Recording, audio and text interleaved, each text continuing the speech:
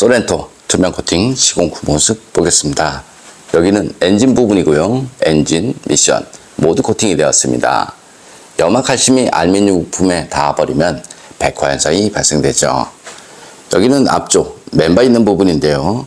용접 부분을 보면 이렇게 페인트가 조금씩 까져 있습니다. 그래서 신차 쓸 때 이런 곳은 방청 작업이 필요하고요. 눈길 주행을 하게 되면 이렇게 부품 속 안쪽으로 염화칼슘이 스며들죠. 그래서 바닥면 속이나 부품 속은 녹방지 필요합니다. 이쪽 부분도 이렇게 페인트는 이렇게 까져 있습니다. 나중에 부식이 된 차량을 보면 이곳을 따라서 부식이 된다라는 것을 알 수 있습니다. 여기는 타이어 있는 부분인데요. 여기는 페인트 칠했죠. 이런 부분은 페인트 칠하지 않았습니다. 그래서 페인트 쪽에 문제가 생겨버리면 바로 부식이 날 수밖에 없죠. 여기는 앞바퀴 휠하우스 있는 부분이고요. 눈길 주행을 하게 되면 물로 변한 염화칼슘은 이렇게 흘러서 차체 속으로 다 들어가죠. 그럼 이쪽 부식 부분에 머물게 됩니다. 그래서 염화칼슘 사용량이 많은 지역에서는 이렇게 차체 속 녹방지는 반드시 필요하죠. 바닥면 쪽 보겠습니다. 하이브리드 차량 같은 경우는 이렇게 배터리 부분이 있습니다. 커넥터도 있고요. 이쪽 부분 언더커버가 있습니다. 하지만 눈길 주행을 하게 되면 물로 변한 염화칼슘은 커버 속으로 다 스며들어서 이런 곳까지 염화칼슘으로 다 범벅이 됩니다. 특히 여기 측면 부분인데요. 볼트, 그 다음 여기 맨 끝부분 이런 곳이 부식이 잘 되니까요. 자동차 녹방지를 하고 싶으면 이렇게 평평한 곳에 두껍게 하지 마시고요. 염화칼슘이 스며드는 곳, 그런 곳에 꼼꼼하게 코팅하시는 것이 좋습니다. 요즘 차량 아연 강판 적용이 돼서 언더코팅 필요 없다 라고 말하시는 분들 많이 있습니다. 벤츠나 아우디, BMW 차량을 보면 아연 강판을 적용을 하고 나서 이렇게 차체 속에는 방청제가 흘러 넘칠 때까지 시공이 되어서 나옵니다. 하지만 우리나라 차량은 그런 것 같고요. 차체 속에는 0% 되어서 나오죠. 그래서 염화칼슘 사용량이 많은 지역이거나 고속도로 운행이 많은 차량, 바닷가 주변 차량, 하부세차 많이 하시는 분들 같은 경우는 차체 속 녹방지 필요하죠. 여기 측면 부분인데요. 이렇게 보시면 물 빠지는 배수구가 있습니다. 이쪽 부분도 마찬가지고요. 물 빠지는 배수구는 다 있습니다. 바닥면을 보면 이렇게 배수구는 한 100여 개 이상 있습니다.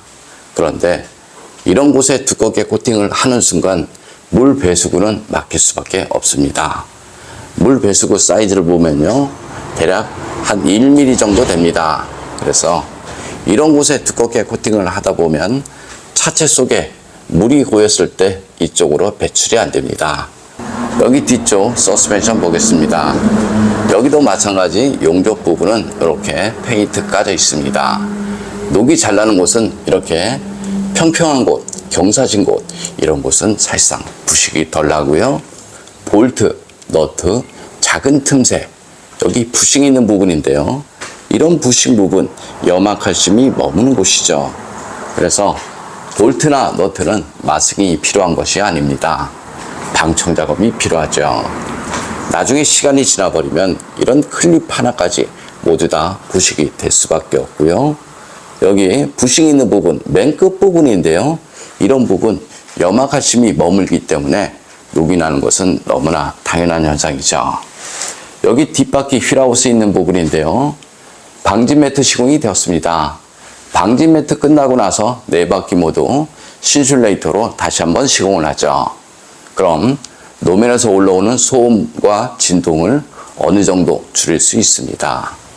여기 트렁크 쪽 보겠습니다. 트렁크 쪽을 보면 이쪽 부분에는 언더커버가 없습니다.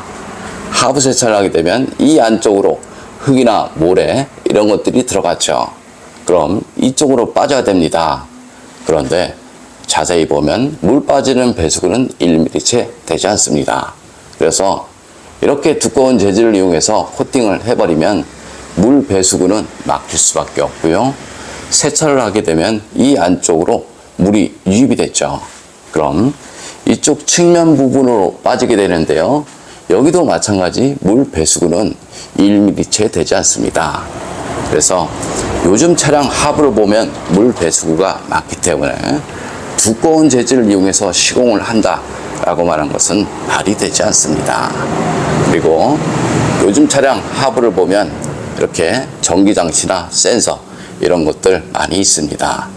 이런 것도 마찬가지 언더코팅제를 이용해서 시공을 하면 안 되고요.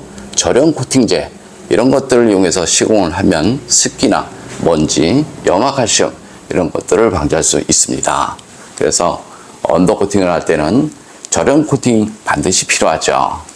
이쪽 부분도 마찬가지 휀더 방음이 되었습니다. 코팅 나라에서는 투명 코팅을 하게 되면 휀더 방음이 무료니까요. 많은 내용 바랍니다. 투명 코팅 장점을 보겠습니다. 투명 코팅은 코팅제가 투명하기 때문에 코팅한 속면에 녹이 나면 육안으로 보입니다. 그래서 자동차 하부 관리가 쉽다 이렇게 생각하시면 되고요.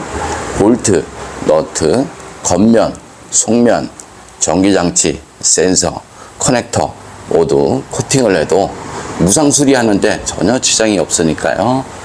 보증 문제도 걱정 안 하셔도 됩니다. 좀 더 자세한 내용은 네이버에 코팅나라 검색을 하면 제 블로그가 있습니다. 소렌토 엔진 코팅 시공 후 모습 보겠습니다. 앞쪽 플라스틱 부분 코팅하게 되면 먼지 부착률이 적어서 엔진룸이 깔끔하죠. 엔진룸 코팅의 장점은 엔진룸만의 습기나 먼지, 염화칼슘에 의한 정기적인 트러블 이런 것들을 방지할 수 있습니다. 코팅제가 건조가 되고 나면 커넥터, 센서 잘 빠지고요. 무상 수리 받는데 지장 없으니까 걱정 안 하셔도 됩니다. 염화칼슘 사용량이 많은 지역에서는 엔진룸 안쪽으로 염화칼슘 가루가 유입이 되는 경우 많이 있고요.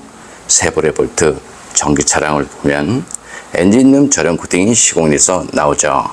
그래서 사는 지역이 염화칼슘 사용량이 많다라고 생각되면 언더 코팅을 할 때 엔진룸 저렴 코팅은 필요하다.